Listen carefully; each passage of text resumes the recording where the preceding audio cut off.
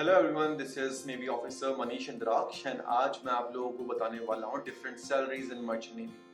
बहुत सारे लोगों के क्वेश्चंस आ रहे हैं मेरे को कि मर्चेंट नेवी में सैलरीज कितनी रहती हैं। तो आज इस वीडियो से आप लोगों को पता लग जाएगा कि मर्चेंट नेवी में सैलरीज कितनी होती है।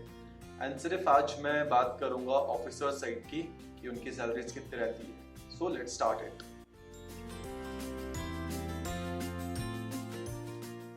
शिप पे टॉप मोस्ट रैंक होती है कैप्टन की एंड कैप्टन की सैलरी सबसे ज्यादा होती है एंड होनी भी चाहिए, क्योंकि एक शिप जो कि ऑलमोस्ट 300 करोड़ के आसपास का होता है, उस शिप को वर्ल्ड वाइड ट्रेड करवाना, वहाँ के रूल्स एंड रेगुलेशंस पता होना बहुत जरूरी है। अगर कैप्टन को वहाँ के रूल्स एंड रेगुलेशंस नहीं पता है एंड उसने किसी भी रूल का वायलेशन किया तो वो चला जाएगा उस कंट्री के जेल में। तो ऑब्वियस सी चीज है, उसकी सैलरी ज्यादा होना बनता है एंड मैं आपको उसकी सैलरी बताऊंगा इस वीडियो के एंड में। So let's move to the other rank.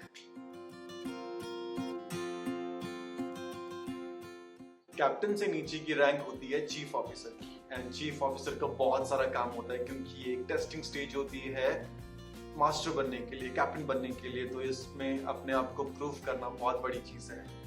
इस रैंक की सैलरी होती है कुछ $9,000 से $11,500 तक। अगर आप उसको इंडियन करेंसी में कन्वर्ट करें तो ये निकलती है 7 lakh to 9 lakh per month. बहुत ज्यादा लग रही है ना, बट बहुत कम है। जिस टाइप का काम ये लोग करते हैं ना शिप पे, बहुत हेक्टिक शेड्यूल रहता है चीफ ऑफिसर का, और वो भी अगर केमिकल टैंकर में चीफ ऑफिसर हुआ तो बहुत ज्यादा काम रहता है।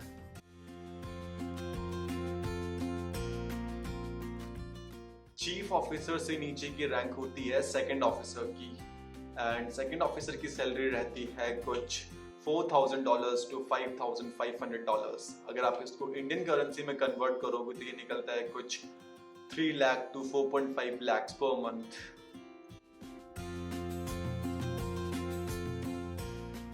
सेकेंड ऑफिसर के बाद आता है थर्ड ऑफिसर, जिसकी सैलरी रहती है कुछ around $2,800 to $3,500 depend upon the company. जिसको अगर आप इंडियन करेंसी में कन्वर्ट करोगे तो ये निकलती है कुछ 2 lakh to maximum 3 lakh per month. सबसे लास्ट रैंक होती है डेक कैडेट की, जो कि इस फील्ड में स्टार्ट करने के लिए सबसे पहली रैंक होती है एंड बहुत डिफिकल्ट स्टेज होती है ये वाली।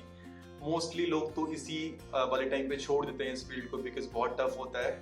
एक कैडेट जिसको शिप का सारा काम आता है एंड इसकी सैलरी कुछ रहती है almost $500 to $800 depend upon the company.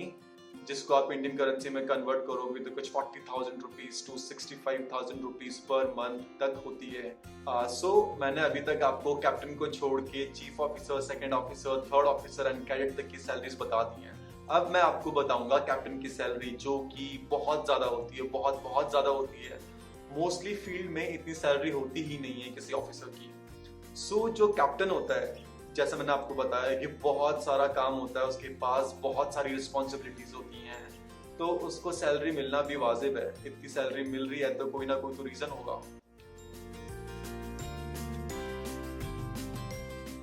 Captain की सैलरी होती है कुछ $13,000 से लेकर $16,000 तक, जिसको अगर आप INR में कन्वर्ट करोगे तो ये निकलता है कुछ 11 lakh to 13.5 lakh per month.